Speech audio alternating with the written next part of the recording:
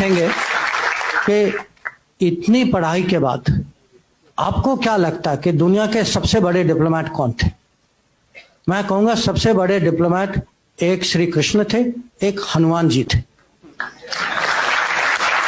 नहीं, और बहुत सीरियस उत्तर दे रहा हूं मैं आपको कि अगर आप उनको कूटनीति के परिप्रेक्ष्य से देखें कि किस सिचुएशन में थे, उनको मिशन क्या दिया गया था, किस तरीके से उन्होंने हैंडल किया था।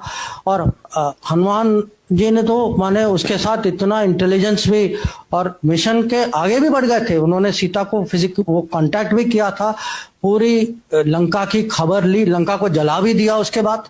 माने कैसे डिप्लोमेट निकले, माने ऑल पर्पस मल्टीपर्पज डिप्लोमेट। 10 बड़े स्ट्रेटेजिक कॉन्सेप्ट जो इंटरनेशनल रिलेशन में, हर कॉन्सेप्ट का आपको एक महाभारत में इक्विवेलेंट दे सकता हूं कि अगर आप कहें अरे आज मल्टीपोलर वर्ल्ड है, उस समय भी अगर कुरुक्षेत्र के मैदान में क्या हो रहा था, वो मल्टीपोलर भारत था जिसमें अलग अलग राज्य थे।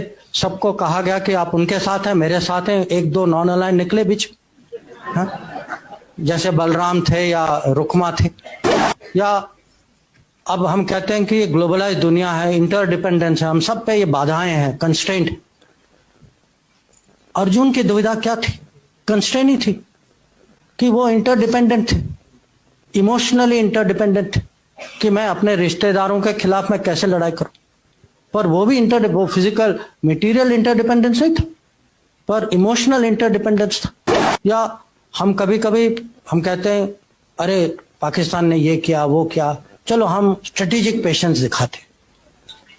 स्ट्रेटेजिक पेशेंस का सबसे अच्छा उदाहरण जो है वो कृष्ण भगवान जिस तरीके से उन्होंने शिशुपाल को हैंडल किया कि 100 बार उन्होंने क्षमा किया, 100 बार। उसके बाद आपको पता है उन्होंने क्या किया। या आजकल ये टर्म आया है रूल्स बेस्ड ऑर्डर, कि एक मर्यादा होती है देशों के बीच में, जो राजनीति में, कि आपस में कुछ ऐसे कानून होते हैं, कुछ रूल्स होते हैं।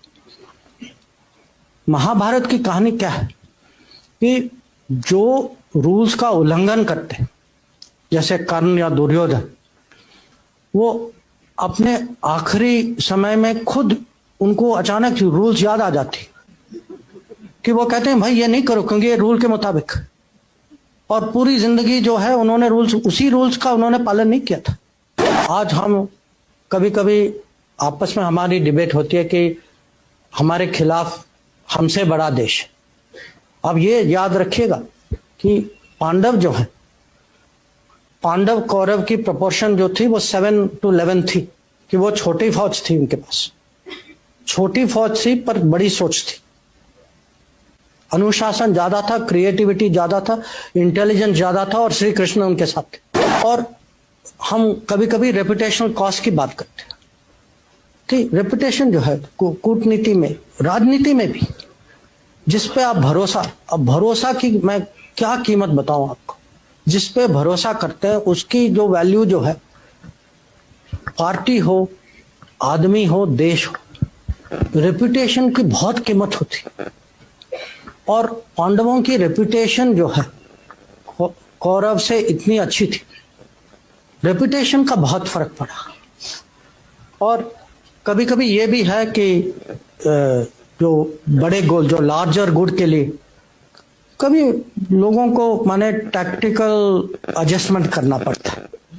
और ये भी इसके बहुत उदाहरण, जो युधिष्ठिर ने अश्वत्थामा के बारे में कहा, अब स्ट्रेटेजिक डिसेप्शन, जो जब कृष्ण भगवान ने सूर्यास्त का एक किस्म से इल्यूजन क्रिएट किया तो जयद्रथ को लगा कि वो बच गए। हम जो हैं इतनी माने आसानी से ये शब्द लेते हैं, Trojan horse, Achilles heel, Gordian knot. अब ये कहां से आते हैं ये शब्द? किसी और के कथा से आते हैं। अब मुझे उससे कोई दुश्मनी नहीं है, मैं भी वही कथा पढ़ता हूं, मुझे भी उसमें रुचि है। पर मैं हमारे देशवासियों को समझाना चाहता हूं कि भाई आप अपने बारे में भी पढ़िए, इसका भी महत्व समझिए, इंडियन स्ट्रेटेजिक कल्चर दूसरों के अनुभवों और दूसरे के कथाओं से नहीं बनेगी। इंडियन स्ट्रेटेजिक कल्चर इंडिया के एपिक से बनेगी।